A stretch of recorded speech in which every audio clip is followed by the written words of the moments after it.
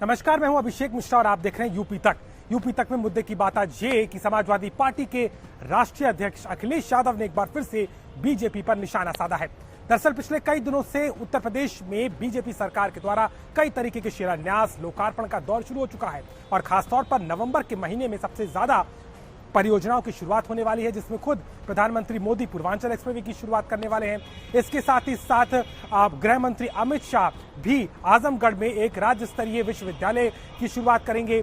इसके अलावा कई और ऐसे कार्यक्रम हैं, चाहे गंगा एक्सप्रेसवे की बात कर ली जाए, बुंदेलखंड एक्सप्रेसवे की बात कर लें, और इसके अलावा गोरखपुर में खाद का जो फैक्ट्री है, इसके अलावा कई तरह की योजनाओं से यूपी को एक के बाद एक सौगातें मिल रही हैं। लेकिन इस बीच में अखिलेश यादव ने एक बार फिर से बीजेपी सरकार पर निशाना साधते हुए कहा कि सरकार केवल और केवल समाजवादी पार्टी के कामों को दोबारा से जारी करने में लगी हुई है। उन्होंने कहा कि मेट्रो के जितने भी प्रोजेक्ट यूपी में आए, चाहे वो लखनऊ मेट्रो हो, आगरा, कानपुर, वाराणसी, तमाम मेट्रो की सौगात नोएडा से लेकर के ग्रेटर नोएडा तक सबकी सौगातें सिर्फ और सिर्फ अखिलेश यादव की सरकार में दी गई। इसके अलावा उन्होंने न सिर्फ एक्सप्रेसवे की बात कही बल्कि तमाम दूसरी योजनाओं में भी कहीं ना कहीं बीजेपी को चुनावी माहौल में अपने नाम पर इन योजनाओं को जल्द से जल्द जारी कर फायदा लेने का उन्होंने आरोप लगा दिया। दरअसल अखिलेश यादव समाजवादी पार्टी कार्यालय में आज के दिन पहुंचे थे एक विशेष कार्यक्रम के लिए। ये कार्यक्रम था एक 5 साल के बच्चे का जन्मदिन मनाने का, जिसका नाम खजांची है। दरअसल नोटबंदी के दौरान 2016 में जिस दिन नोटबंदी लागू की गई थी, उस दिन यानी कि आज ही के दिन इस बच्चे की मां ने इसको जन्म दिया था। बैंक की एक लाइन में लगे उस बात को लेकर के अखिलेश यादव हर साल इस बच्चे का जन्मदिन मनाते हैं और उसका नाम भी उन्होंने खजांची रखा था।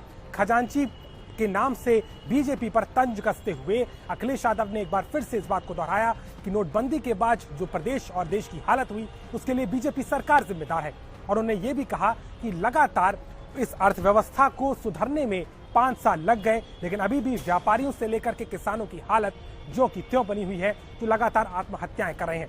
इसके अलावा उन्होंने महंगाई, पेट्रोल की कीमतों और तमाम मुद्दों को लेकर के एक बार फिर से बीजेपी सरकार को घेरा।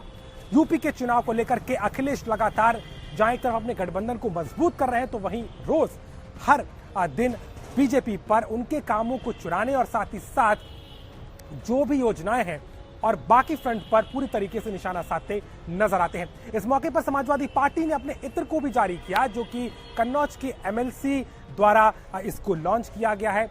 इसकी खास बात यह कि इसको 22 तरीके के प्राकृतिक तत्वों के इत्र के साथ में बनाया गया है। अखिलेश ने इस मौके पर यह भी कहा कि ये इत्र जो है वो एकता का प्रतीक है और 2022 में इसकी सुगंध जो है वो पूरे राज्य में सूंघने को मिलेगी, यानी कि उसकी खुशबू हर तरफ दिखाई देगी और लोग इसको पहचान सकेंगे।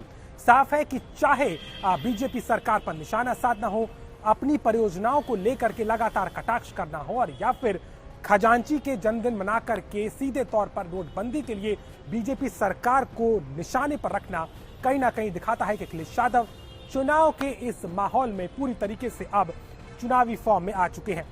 हालांकि बीजेपी अभी इसका पूरी तरीके से खंडन कर रही है और वहीं अखिलेश यादव के तल्ख तेवर लगातार अब यूपी की सियासत में कहीं ना कहीं बीजेपी को केंद्र में रखते हुए अब तल्ख तेवर के साथ नजर आ रहे हैं। तो मुद्दे की बात के लिए बस आज इतना ही।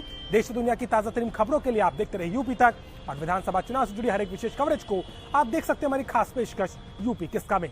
आज के लिए मुझे दीजिए इजाजत, नमस्कार।